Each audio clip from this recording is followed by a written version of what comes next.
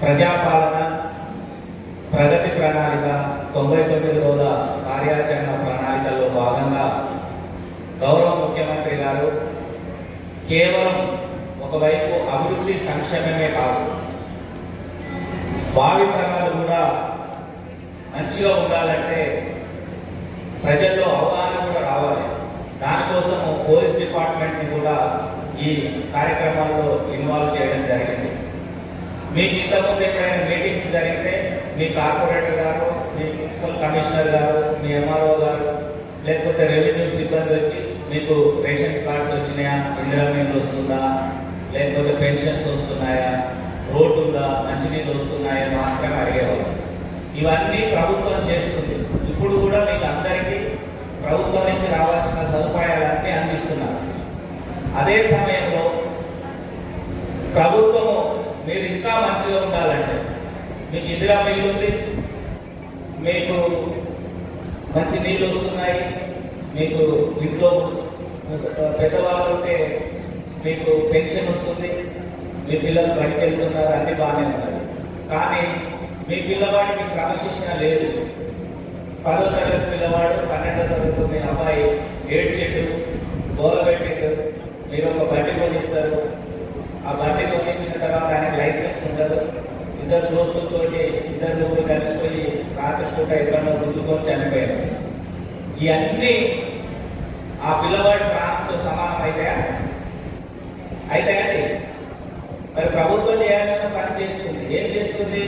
మీకు ఉండడానికి ఇల్లు ఇస్తుంది, సన్న బియ్యం ఇస్తుంది, రేషన్ కార్డ్స్ ఇస్తుంది, పిల్లలు చదువుకోవడానికి స్కాలర్షిప్లు ఇస్తుంది, మంచినీళ్ళు రోజు వచ్చేటట్టు ఇస్తుంది, మీరు పనిపోవడానికి అవకాశాలు కల్పిస్తున్నారు.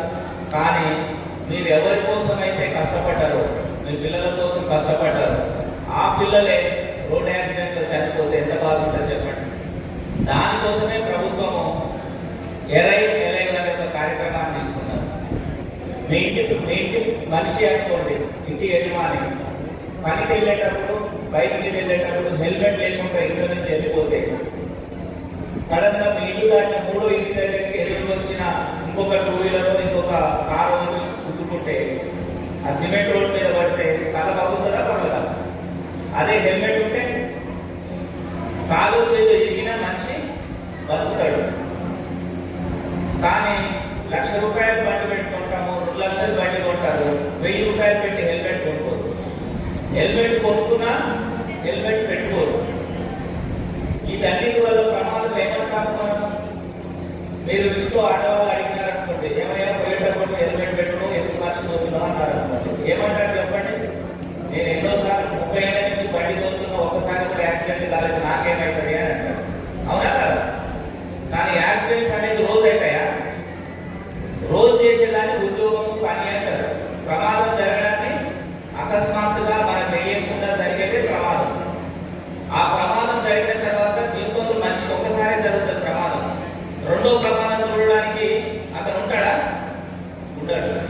కాబట్టి అవన్నీ పక్కకు పెట్టాలి. ఇక్కడ ఉన్న ముఖ్యంగా మహిళలకు, ఇక్కడ ఉన్న వాళ్ళకు చెప్పేది ఏంటంటే, ఇంటికి యజమానురాలు ఒక ఇల్లు బాగుపడాలన్నా, ఆర్థికంగా మంచిగా ఉండాలన్నా, పద్ధతి ఉండాలన్నా ఆడవాళ్ళ యొక్క అనుభవము, పరిశీలన వాళ్ళ యొక్క అవసరం. అదేవిధంగా ఆ ఇంట్లో ఇట్లాంటి ఉపద్రవాలు వచ్చి ప్రమాదాలు జరిగి హెల్మెట్ లేకుండా రోడ్డు మీద భర్త పడిపోతాడు. ఆ హెల్మెట్తో లేకపోవడం వల్ల కుటుంబం కూడా రోడ్డు మీద పడుతుంది. ఇట్లాంటి అన్ని లేకుండా ఉండాలంటే ముఖ్యంగా ఆడవాళ్ళు బాధ్యత తీసుకోవాలి. మీ కొడుకు 18 సంవత్సరాలు ఏంటి, డ్రైవింగ్ లైసెన్స్ ఉంది, పనికి వెళ్తున్నట్లయితే అరే జాగ్రత్తగా పోనా, క్షేమంగా ఇంటికి రా అని చెప్పాలి. దాన్నే అరైవల్ అంటే బతుకుండి ఇంటికి రా, శవమై ఇంటికి రా. భర్త కూడా అదే చెప్పాలి. కొంత కఠినంగా ఉన్నా కానీ చెప్పాలి. ఒక్కసారి ఈ కఠినాన్ని మనం అర్థం చేసుకుంటే చాలా బాగుపడతాం. జరగడానికి జరిగితే ప్రమాదం ఎంత ఇబ్బందికరంగా ఉంటుంది చూడండి.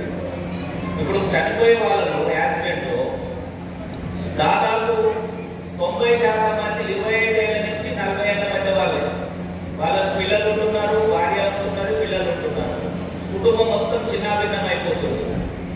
ప్రమాదం అనేది నీ వల్లనే జరగదు, అవతల వాడు కూడా సరిగ్గా రాకపోయినా అయిపోయింది. అందుకనే ట్రాఫిక్ నియమనిబంధనలు పాటించాడు.